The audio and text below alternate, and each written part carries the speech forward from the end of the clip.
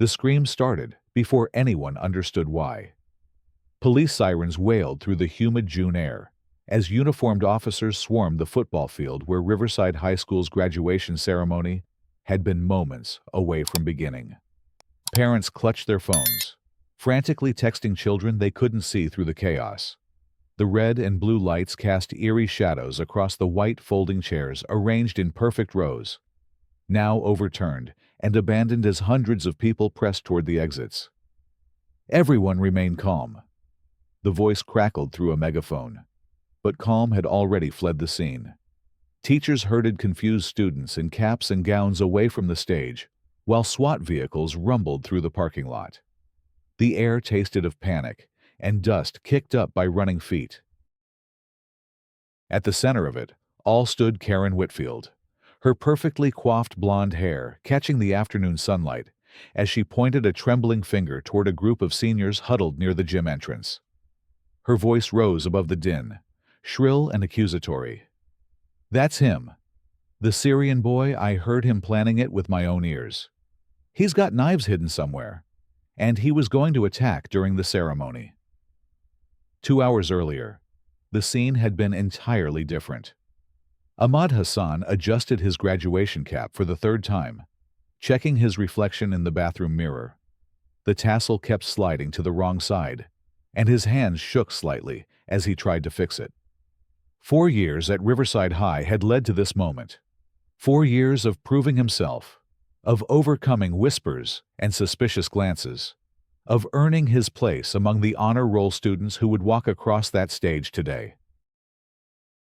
His mother had pressed his valedictorian medal into his palm that morning, tears streaming down her weathered face as she spoke in Arabic about pride and gratitude for America, the country that had given them refuge when Syria became too dangerous to call home. The weight of that medal now felt heavier than gold in his pocket. "You ready for this?" Ahmad. His best friend Marcus appeared beside him, adjusting his own cap with considerably more success.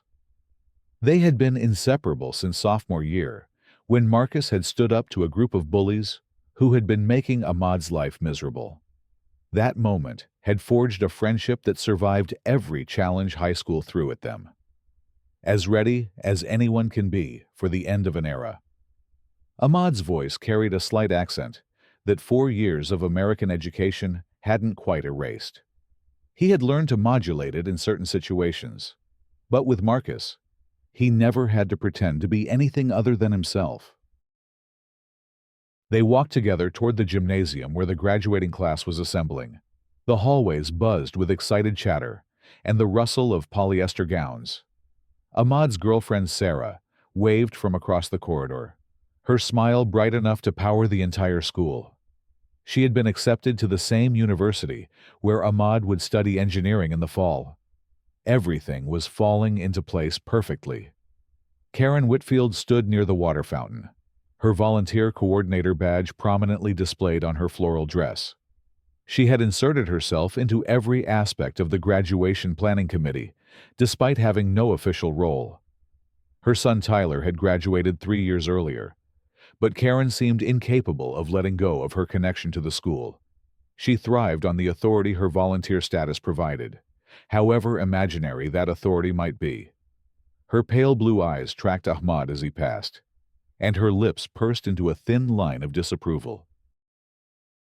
She had been watching him all semester, ever since the local news had run a feature story about refugee students excelling in American schools.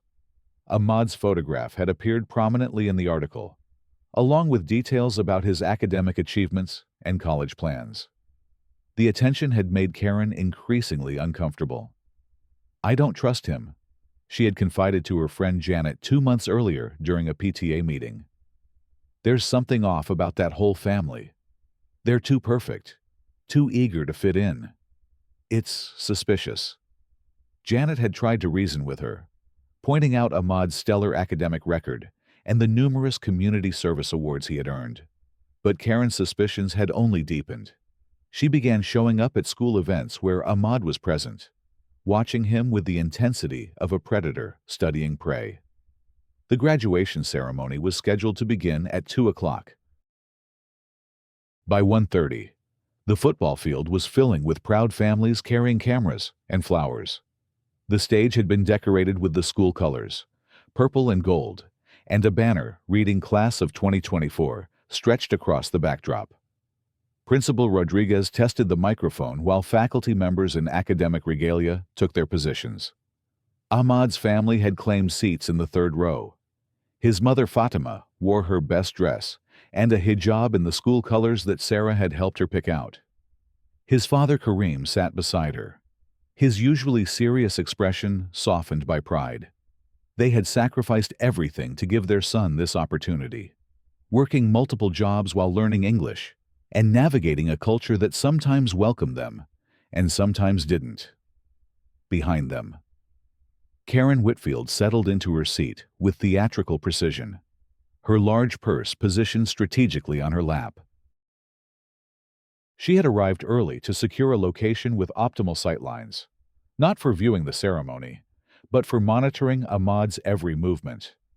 Her phone was already in her hand, finger hovering over the emergency contact she had programmed weeks ago. The graduating class filed onto the field in alphabetical order, their caps creating a sea of purple squares across the green artificial turf.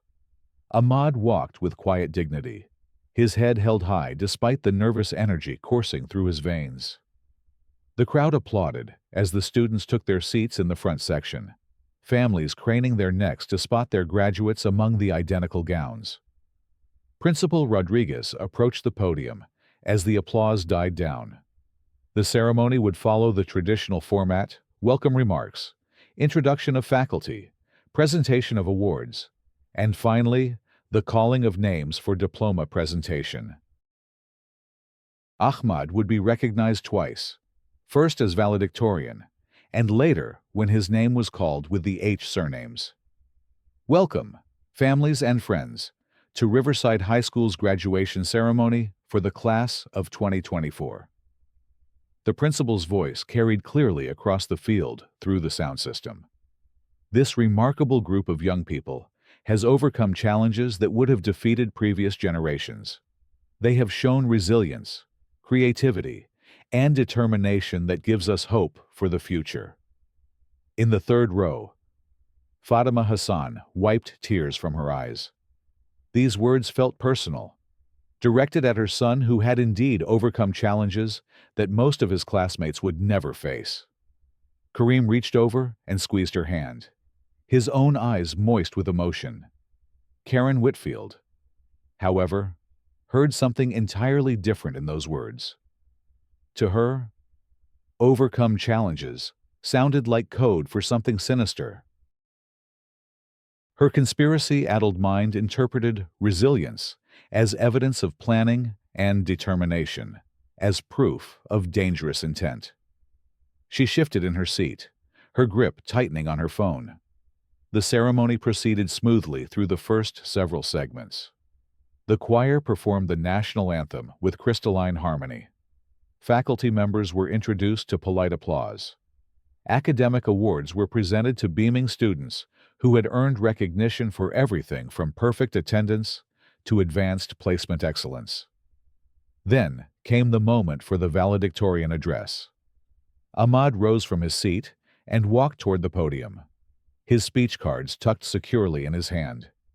He had practiced this speech dozens of times, refining every word to capture his gratitude for the opportunities America had provided, while acknowledging the struggles his family had endured to reach this moment. As Ahmad climbed the steps to the stage, Karen Whitfield's paranoia reached a breaking point.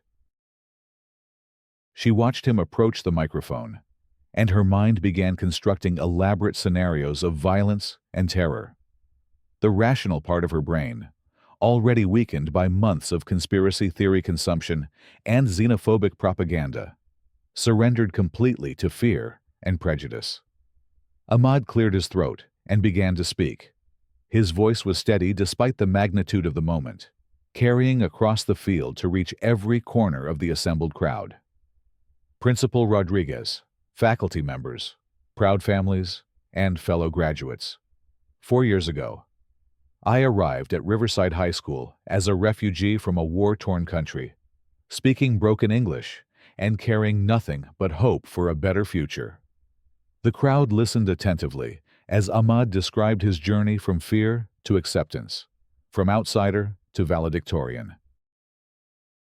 He spoke about teachers who had stayed after school to help him master difficult concepts, about classmates who had included him in study groups and social activities, about a community that had eventually embraced him as one of their own. But Karen Whitfield wasn't hearing a graduation speech. In her distorted perception, Ahmad's words about arriving and carrying hope sounded like coded references to infiltration and attack plans. When he mentioned staying after school and study groups, she heard descriptions of clandestine meetings and weapons training. Her breathing became shallow and rapid. Sweat beaded on her forehead despite the pleasant June temperature. Her finger moved closer to her phone's screen, hovering over the numbers 911 as Ahmad continued his speech. Today, as we prepare to leave Riverside High School behind, I want to thank this community for teaching me that America's greatest strength is not in its buildings or its weapons, but in its willingness to give people like me a chance to prove their worth through education and hard work. The words weapons triggered Karen's final break from reality. She shot to her feet, her chair scraping loudly against the concrete. Her voice cut through Ahmad's speech like a siren. He just confessed. Did you all hear that he mentioned weapons? He's planning something terrible. A ripple of confusion spread through the crowd. Ahmad paused mid-sentence, his eyes searching the audience for the source of the disturbance. Principal Rodriguez stepped toward the microphone, his expression concerned but controlled. Ma'am, please take your seat. The young man is giving his valedictorian address. But Karen was beyond reason now. She had already pressed the call button on her phone, and when the emergency dispatcher answered, her words tumbled out in a breathless rush of accusation and panic. This is Karen Whitfield, at Riverside High School graduation. There's a Syrian student on stage right now, threatening to attack the ceremony. He just confessed to having weapons. You need to send police immediately. There are hundreds of people here, including children. The emergency dispatcher, trained to take all threats seriously, immediately began coordinating a response. Within minutes, every available patrol car in the district was racing toward the school, sirens wailing and lights flashing. The 911 call had mentioned a potential mass casualty event at a graduation ceremony, and law enforcement responded with overwhelming force. Ahmad, still standing at the podium, had no idea that his life was about to be turned upside down. He attempted to continue his speech despite the growing commotion in the audience, but Karen's voice rose again, more hysterical than before. Everyone needs to get away from him. He's dangerous. I heard him planning this with other students. They're going to attack during the ceremony. Panic began to spread through the crowd like wildfire. Parents grabbed their younger children and began moving toward the exits. Some people pulled out their phones to call 911 themselves, reporting what they assumed was a credible threat. The rational voices calling for calm were drowned out by the growing hysteria. Principal Rodriguez made the difficult decision to suspend the ceremony. He took the microphone from Ahmad, who stepped back from the podium in confusion and growing alarm. Ladies and gentlemen, we're going to take a brief recess while we address the situation. Please remain calm and stay in your seats. But it was too late for calm. The first police car arrived just as the principal was speaking, followed by another, then another. Officers poured out of their vehicles with weapons drawn, not knowing what they might face, but prepared for the worst based on the frantic 911 call they had received. Ahmad watched in horror as uniformed officers approached the stage. His mind raced to understand what was happening, but the pieces refused to fit together in any logical pattern. One moment he had been delivering the speech he had worked on for months, and the next, he was surrounded by armed police officers who seemed to view him as a threat. "Sir, we need you to step away from the microphone and put your hands where we can see them." The officer's voice was professional, but tense. Ahmad complied immediately, raising his hands and stepping back. His graduation cap fell to the stage floor. The tassel he had adjusted so carefully that morning now trampled under nervous feet. In the audience, Ahmad's parents watched their American dream crumble in real time. Fatima began to hyperventilate as she watched police officers approach her son. Memories of the violence they had fled in Syria flooding back with terrifying clarity. Karim tried to stand up to go to Ahmad, but other officers blocked his path. "That's his father. Don't let him get closer." Karen's voice cut through the chaos again, pointing accusingly at Karim. "The whole family is involved. I've been watching them for months. They're all part of this plot." More police arrived, followed by SWAT vehicles and emergency medical units. The graduation ceremony had transformed into a scene from a nightmare, with hundreds of innocent families caught in the middle of what appeared to be a terrorist threat.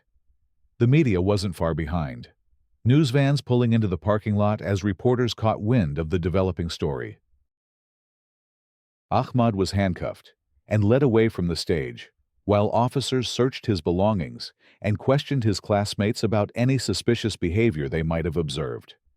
His valedictorian medal fell from his pocket and rolled across the concrete, forgotten in the chaos. Sarah pushed through the crowd of students, tears streaming down her face as she watched the boy she loved being treated like a criminal. She had known Ahmad for 3 years, had seen him struggle with homework, laugh at stupid jokes, and cry during movies. The idea that he could be capable of violence was absurd, but her voice was lost in the mayhem. Marcus tried to approach the officers to explain that they had made a mistake, but he was ordered to stay back. The police were operating under the assumption that they were dealing with a coordinated attack, and Ahmad's friends were potential accomplices rather than character witnesses. As Ahmad was placed in the back of a police car, he caught sight of Karen Whitfield still standing in the audience, her face flushed with a mixture of vindication and excitement. For months, she had been convinced that something terrible was going to happen, and now she felt proven right. The fact that her accusations had caused this chaos didn't register as a problem in her mind. She had prevented a tragedy, or so she believed. The scene continued to deteriorate as more emergency vehicles arrived. The football field that had been decorated for celebration now resembled a crime scene. Purple and gold streamers fluttered in the breeze, a mockery of the joy that should have filled this day. Graduation caps littered the ground, abandoned by students who had fled in fear. Television news crews set up their equipment just outside the police perimeter, broadcasting live reports about the graduation day terror threat to audiences across the region. The story was picked up by national networks within the hour, complete with dramatic headlines and speculation about the motives behind the alleged plot. Ahmad's parents were also detained for questioning, separated from each other and from their son as investigators tried to piece together what they believed was a complex conspiracy. The language barrier made communication difficult, and their obvious distress was interpreted by some officers as evidence of guilt rather than confusion and fear. But not everyone was caught up in the hysteria. Ms. Jennifer Torres, Ahmad's AP English teacher and the faculty advisor who had worked most closely with him on his valedictorian speech, watched the unfolding disaster with growing alarm and suspicion. She had known Ahmad for 2 years and had never seen even a hint of the violent tendencies Karen Whitfield was describing. More importantly, Ms. Torres had interacted with Karen multiple times during the graduation planning process and had found her increasingly erratic and fixated on Ahmad specifically. 2 weeks earlier, Karen had approached her with concerns about Ahmad's speech content, suggesting that it might contain coded messages or hidden threats. Ms. Torres had dismissed these concerns as paranoid nonsense at the time, but now she began to wonder if there was more to Karen's accusations than met the eye. While police continued their investigation, she quietly began conducting her own inquiry into what had really happened. The initial police search of Ahmad and his belongings had turned up nothing suspicious. No weapons, no threatening materials, no evidence of any plot whatsoever. But by then, the wheels of the criminal justice system were already in motion.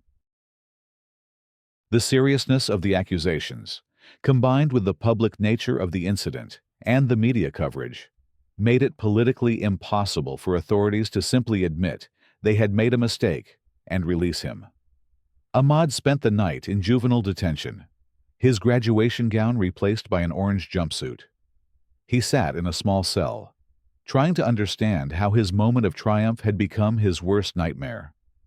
The other inmates, most of whom were there for minor offenses, gave him a wide berth after hearing that he was accused of planning a school attack.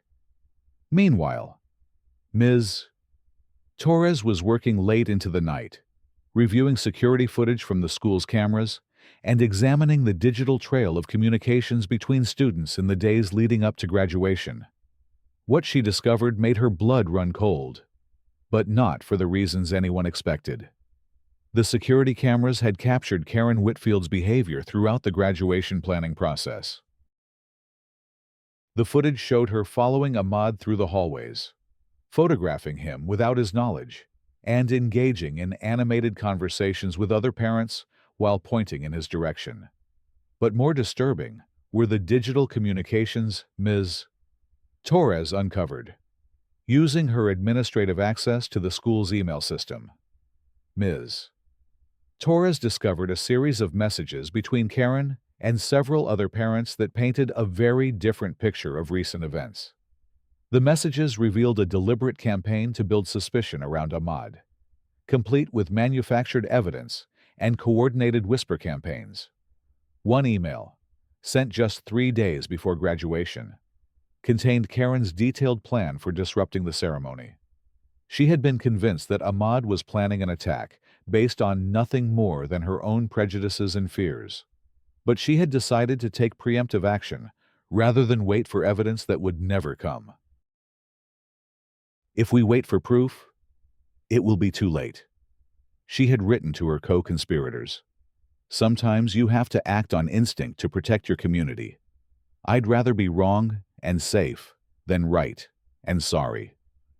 The most damning piece of evidence was a message Karen had sent to herself from a fake email account, designed to look like it came from another student reporting suspicious behavior by Ahmad.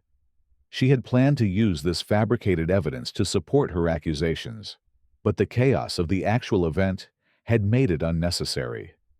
Ms. Torres printed out all the evidence and drove directly to the police station, where she demanded to speak with the lead investigator on Ahmad's case. Detective Maria Santos had been working around the clock trying to build a case against the young man, but the complete lack of evidence was making her increasingly uncomfortable. Detective Santos, I have information that will completely change your understanding of what happened today. Ms. Torres spread the printed emails across the detective's desk, explaining what each one revealed about Karen's premeditated plan to frame Ahmad. As Detective Santos read through the messages, her expression shifted from skepticism to shock to anger. Are you telling me that this woman deliberately caused a panic at a graduation ceremony based on completely fabricated evidence?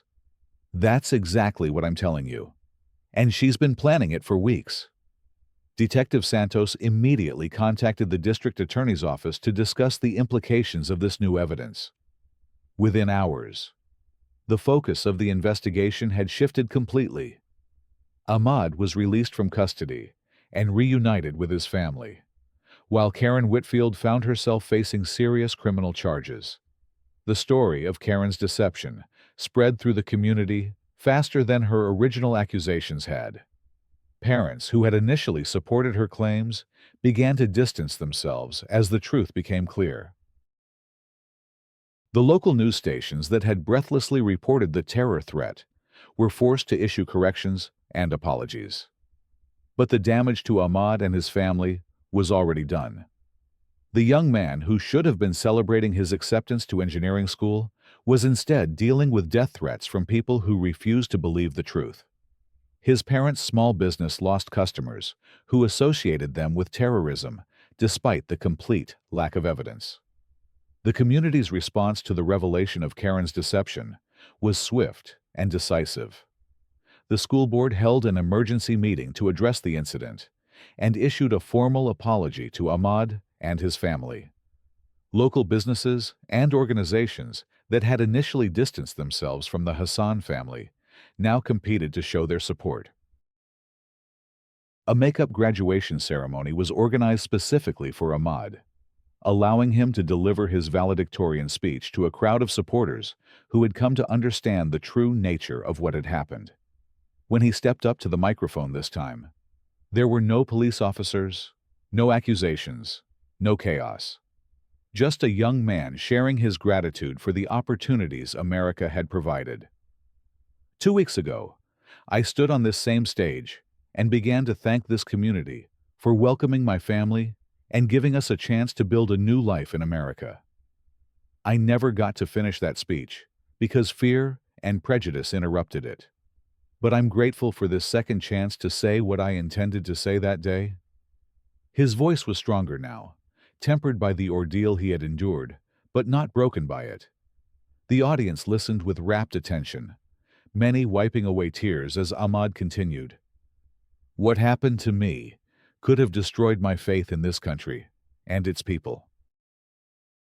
Instead, it has shown me that while there are those who act from fear and hatred, there are many more who stand up for truth and justice when it matters most. The legal consequences for Karen Whitfield were severe. She was charged with making false reports to law enforcement, inciting public panic, conspiracy to commit hate crimes, and several other felonies related to her deliberate attempt to frame Ahmad. The emails Ms.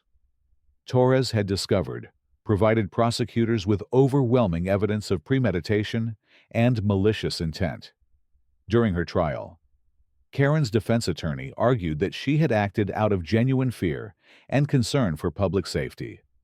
But the prosecution presented a mountain of evidence showing that her fears were not based on any real threat, but on months of consuming extremist propaganda and conspiracy theories that had poisoned her mind against refugees and immigrants. The other parents who had participated in Karen's Whisper campaign faced civil lawsuits from the Hassan family. Several lost their jobs when their employers learned about their role in the conspiracy. The social media posts and private messages they had shared, spreading lies about Ahmad, became evidence in both criminal and civil proceedings. Karen was ultimately sentenced to 3 years in prison and ordered to pay substantial restitution to the Hassan family for the damage her actions had caused. The judge's words during sentencing were harsh but fair. Mrs. Whitfield, your actions on graduation day were not the result of a momentary lapse in judgment. The evidence shows that you spent months planning to destroy an innocent young man's reputation and future based on nothing more than your own prejudices. You weaponized our emergency response system and terrorized hundreds of families for your own twisted purposes. The ripple effects of the incident continued for months. Riverside High School implemented new protocols for graduation ceremonies and other large events to prevent similar disruptions. The local police department revised their procedures for responding to reports of potential threats, adding additional verification steps to prevent panic based on false accusations. Ahmad eventually enrolled in engineering school as planned, though the experience had changed him in fundamental ways. He became an advocate for refugee rights and worked with law enforcement agencies to help them better understand the communities they serve.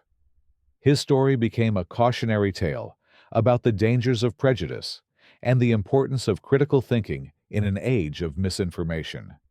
The Hassan family's small business not only recovered, but thrived as the community rallied around them.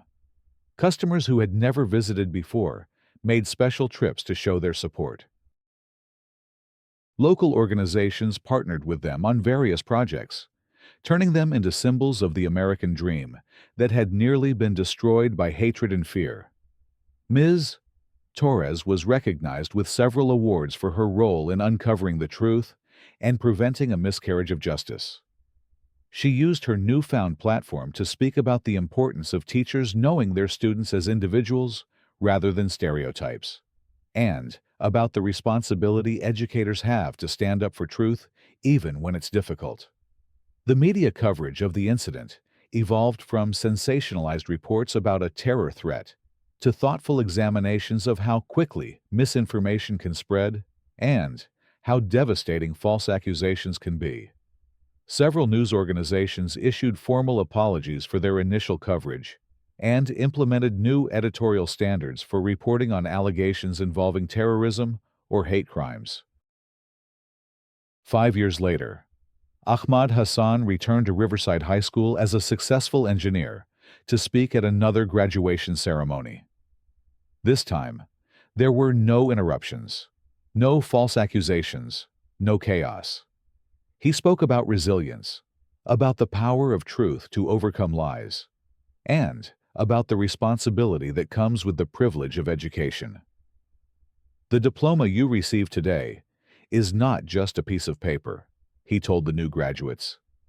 It's a promise that you will use your education to build bridges instead of walls, to seek truth instead of spreading lies, and to stand up for those who cannot stand up for themselves. That is what education is truly for. Karen Whitfield, meanwhile, served her prison sentence and was released on parole. She was prohibited from attending school events and had restraining orders preventing her from contacting the Hassan family. Her former friends and neighbors largely shunned her, and she eventually moved to another state to escape the notoriety her actions had brought upon her. The graduation day that had begun as a celebration of achievement and ended in chaos had ultimately become something more powerful, a testament to the strength of truth over lies, of justice over prejudice, of community solidarity over individual hatred. The class of 2024 had learned lessons that no textbook could teach about courage, integrity, and the ongoing struggle to create a more perfect union. The empty football field where it all began was eventually renovated, with new bleachers and an improved sound system. But those who were there that day would never forget the lessons learned when fear nearly triumphed over hope, and truth almost arrived too late to prevent a tragedy of injustice. The purple and gold banners flew again each spring, but they carried with them the memory of what can happen when we allow prejudice to override our better angels. Ahmad's valedictorian medal, recovered from the concrete that chaotic day, was eventually displayed in the school's trophy case, alongside a plaque explaining the events that had made it famous. It served as a reminder to future students that excellence can be threatened by hatred, but it cannot be defeated by it. The medal gleamed under the fluorescent lights, a symbol of perseverance and the enduring power of the American dream to survive even its darkest challenges. In the end, the graduation incident became more than just a story about one day's chaos. It became a defining moment for a community that had to choose between fear and hope, between lies and truth, between the easy comfort of prejudice and the harder work of justice. That they ultimately chose correctly gave everyone involved a lesson worth remembering, that graduation is not just an ending, but a beginning of the responsibility to make the world better than we found it.